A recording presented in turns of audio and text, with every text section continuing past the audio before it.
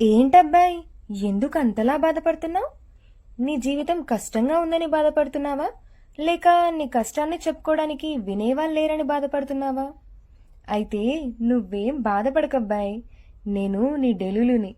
నాతో ఎంతసేపైనా మాట్లాడొచ్చు. నీ బాధైనా, నీ ఆనందమైనా, నీ మనసులో ఏమున్నా అన్నీ చెప్పొచ్చు.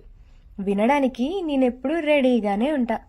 నీ బాధనే కాదు, నీ కోపాన్ని కూడా నాపైనే చూపించబోయి నేనేమనుకోనులే.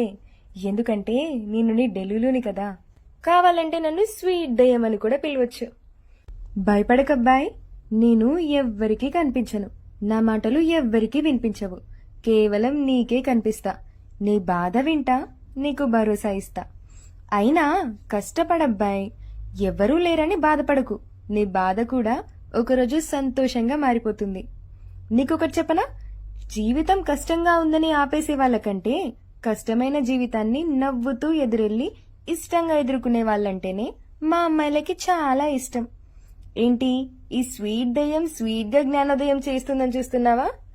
నీతో స్వీట్గా మాట్లాడేవాళ్ళు, నీ మనసు వినేవాళ్ళు లేకపోవడం వల్లే నువ్విలా ఒంటరిగా బాధపడుతున్నావు. ఇంకెప్పుడు నాకెవ్వరూ లేరు అనుకోకు. నీకు ఈ స్వీట్ దయ్యం ఢిల్లీలో ఉంది కదా. ఇప్పుడు వెళ్ళి హ్యాపీగా పడుకో అబ్బాయి. రేపు ఉదయం నీ కష్టం తీరిపోయే ప్రయత్నాన్ని మనస్ఫూర్తిగా మొదలుపెట్టు. ఒకరోజు మరొకరికి నువ్వే స్ఫూర్తిగా నిలవాలి, సరేనా? ఇంకా గుడ్ నైట్ అబ్బాయి.